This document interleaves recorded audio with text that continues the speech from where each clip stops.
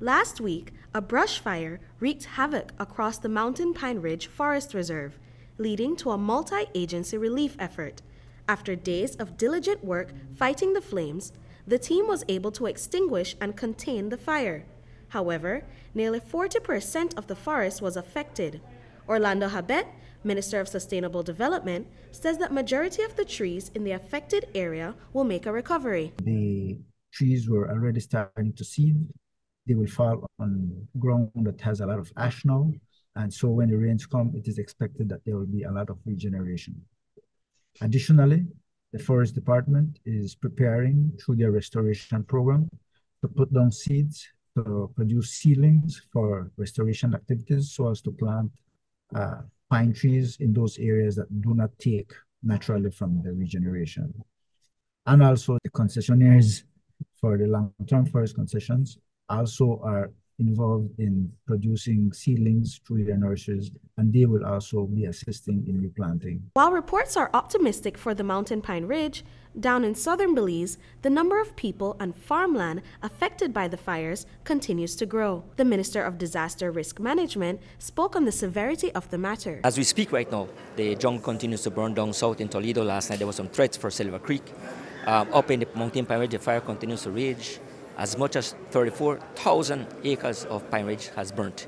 Down south in Toledo District, hundreds of millions of dollars in agriculture products have been, plantations have been lost, cacao, beans, you're talking about corn, even mahogany trees. There's a farm there with growing mahogany trees. It's all gone. So this fire is very serious economically. It is affecting us and will affect us. The livelihoods of these people are being affected. Even the village of San Antonio is under threat right now with their water lines. And also the ecological disaster. So all of this has to be quantified, looking at, and in terms of funding, it is important. Relief efforts are ongoing in the area, and the government is planning on providing additional assistance to the affected farmers. I've been there about 2 times down south, and the Mountain Pine Ridge as well. I was there this weekend. And everything is moving swiftly in terms of humanitarian needs. Also in fighting of the fires, again, we've gotten Astrum. It's a cost, comes with a cost, but it was necessary. It has been very effective, and that has helped a lot. So in terms of relief, also with the Ministry of the Department of Agriculture as well to assist the farmers. The forestry is already involved in here as well. And the NEMO department in Toledo, in the Punta Gorda town, in the Machaca area, has, of course, activated to assist in any way possible livelihoods in terms of food, other materials that are needed for homes. So they're already getting assistance? Absolutely. Out west in San Antonio, Kaya, Habet explains that the relief efforts have also been extensive in fighting the fires that disrupted the village's water supply. He says that most of the fires have now been contained. In the San Antonio area, the information is that the fires are contained. There was assistance. They had to utilize the helicopters from Astrum to put water a few days ago. The firefighters from the Forest Department, the co-manager of the Eligio Pante, and also the villagers from San Antonio, and led by the town council, the village council, and also the private sector, the resort, Gaia, Blancano, and others who are also and have been participating.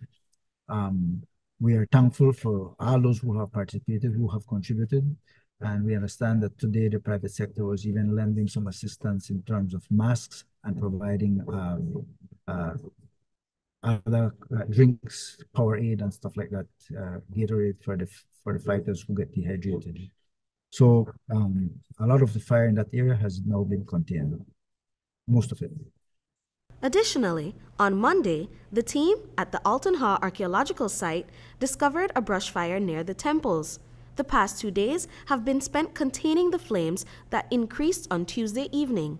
We asked Habet for an update on the situation. Not this morning, but yesterday we were informed, and I had communicated with the people from BTB. We both informed the fire department at Ladyville. They moved in quickly and assisted the community and other people who were assisting to quench the fire. I haven't had a report this morning as to what happened there, but my information that I received at about 2 in the morning that most of the fire had been out. Brittany Gordon for News 5.